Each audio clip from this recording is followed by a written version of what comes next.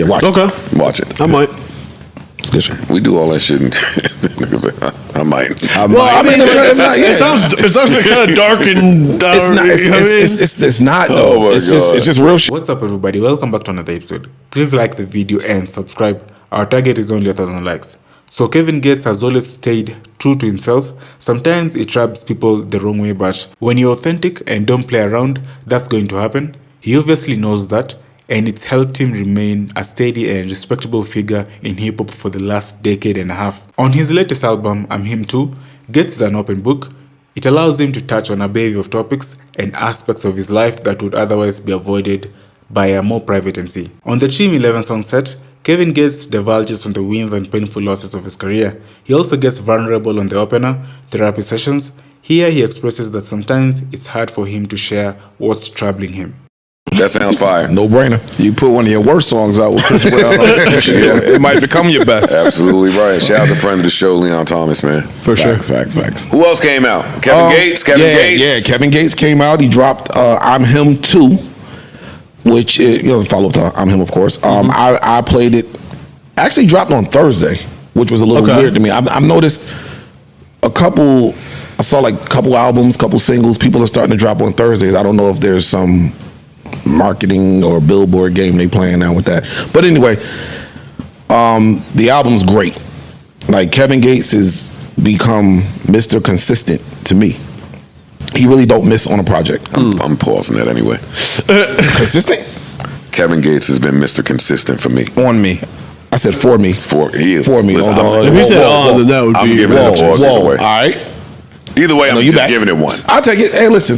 But you said something about his last project. Yeah. You really liked his last project. His last time he came through. I kind of want to watch that. You good? I'm chilling. Just want to make sure you good. Bodied the last project too. Every time I call this nigga come over, he come slay some shit. Slay the speakers.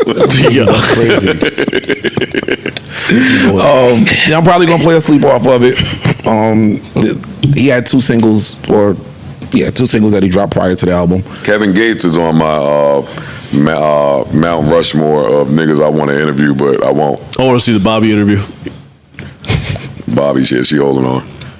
She holding on for sure. But still, I want to watch this one. Just hold on. She on the. I'll watch any Kevin Gates interview. I don't care. He's on that list. Good interview, bro. You never get jokes off these niggas, man. Anyway, Bobby on the defibrillator. What's she on? Clear. Bobby on one. She holding on. She gonna find a black. She's gotta find a black. Niggas don't never go to fucking Uncle Jesse from Full House to fucking keep him afloat. Nah, that ain't gonna work. Anyway, go Kevin Gates. Yeah, good project. Check it out. Nice. Him too. Uncle Jesse, yo. Bobby shit is in the pit. Hey, speaking of, you was wrong. Which happens every leap year. How often leap year occur again? A couple times a year. I'm stupid. I was about to say every 3 weeks. Every 4 months. Every 3 weeks. Word. I mean, bro, let me not do that, because when I listen back to the pod, I sound like a nigga that think he ain't wrong a lot. So I'll take that back. I be wrong, and I just got to learn how to sound like I be wrong. Yeah, because the That's way part of you the describe gift. to Yo, bro. us, That's yeah, part word. of the gift. That's something. That's something. Baby steps. That's dope, bro. Part of the gift, though, is sounding right in the wrong. It's tricky. Yeah, But anyway, but at least you can admit to the wrong. the pit. Let me hear. Where was I wrong? How was I wrong? Just Is it good, first of all? Yes. Yeah, the It pit is good. The pit is good.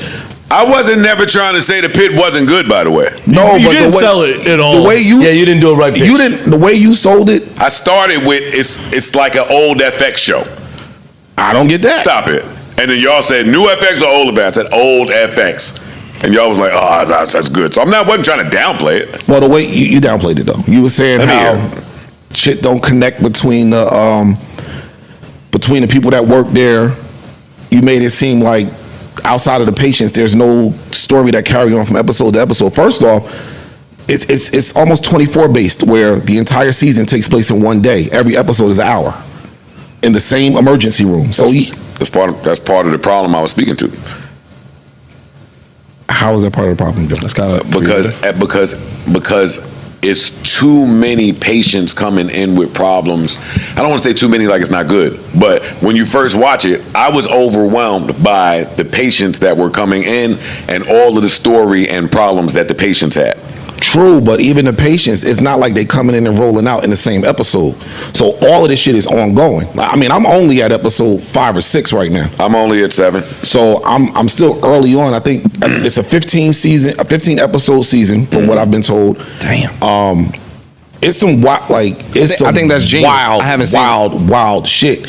And a lot of the healthcare people that work in emergency rooms and shit, because I've been tweeting about it, they hitting me like, yo, nigga, this is what we see for real. Yeah. A lot of people saying this is the closest depiction of what the emergency room really looked like that we've seen on television. And that's what I was gonna say. I never saw the show, but I've dated a few nurses in my day. Oh, we know. You? And we know. And no, they be saying like that shit is crazy. So this person right here might come in with a gunshot wound. This person right here come in with pneumonia. That shit is moving around like that. You saying you ain't like that? They was going through one whole day with one different episode per hour. No, I was saying I come from House and Grey's Anatomy, which meant there were storylines, multiple storylines with the people that worked in these places.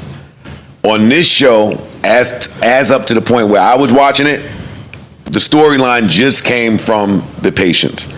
But if you're in one day, right? With Grey's Anatomy and House, we might see when Johnny met Kathy and now they start fucking, and you know what I'm saying? You're only in a one day scenario. I'm at episode 7. I ain't seen that yet. Got you. That was all I was trying to say. I wasn't trying to say it wasn't a good show. From episode 1, I don't have all the names yet, but from episode 1, me and my lady watching, and I'm like, okay, they was fucking. You can tell. Who was fucking? The main doctor and the black girl with the short hair. The short hair. You can tell. And then I'm at like I said, 5 or 6. Somebody said to her, yeah, but talk to him. Y'all have history. She's like, yeah, but that was ages ago. I'm like, you could tell. You could see the interaction between them, that there's something there. Shorty's pregnant. Now we guessing, okay, was it this nigga? Like, what's going on? Like, there is storyline in there. I'm at episode 7, and I still don't have that they was fucking. I have. They said it. I didn't. Shorty said it to her. She was like, she didn't say we were fucking. She said y'all have history. That or y'all don't dated, say that or we dated ages ago or something like that. She said. Listen, I'm not trying to say I didn't miss anything either. But that's what I haven't heard that. I'm gonna keep it a buck. That's what I took. I said, Joe, this looks like the way you explained it. Yeah, that's literally what I said. This nigga had to have been on the phone or not fully paying attention to it, distracted a little bit, because then you can miss shit. No, that was my take. Got it. I didn't miss nothing. I watched something and came back with my take. It's mine. But you might have missed that part with one of the Nigerian realtors. Nigga, I would have had to miss a lot of parts. I'm at episode 7, and I don't see the doctors fucking. I see the interns are fuck ups, and the OGs of the hospital are keeping this together. I don't see nobody fucking. I don't see nobody related to no. And I don't see it yet. The other shit, but that's not me saying it's bad. Please. The other shit I like about the show, I think I was 3 episodes in, and we done already seen 2 or 3 people die. Like it ain't all happy they ain't ending saving shit everybody. Yeah, this ain't happy, and this is real shit. The one little young dude who I think it's his first day or something there. Like there's a lot of students working as well. Lost a patient on the table. He's sitting there. They all tell him, yo, he gone. He just won't give up. Just no. Yo, no. He's gonna be all right. No, fam, he gone. Now you got to live with that. That's the other thing that's kind of disturbing about the show, and then we can leave it. Yeah, for me, it's not an ad for me. I really like this show. In closing, death is so sudden sometimes. I know I gave y'all enough of that in the last part, so we can skip it. But watching the show, it's like he in here for one thing. They roll him in here. Oh shit, we did something wrong. He's dead. We lost him. Mm-hmm. Like goddamn. No, give me a Snapple or some shit first. The teenage boy that came in there. Yeah, that was the one. Not the teenage boy. I'm thinking about somebody else. The teenage boy that came in there, and his parents just would not accept so the doctor is trying. The doctor, his bedside manner is out of this world. Like in a good way or bad way? In a good way. Okay.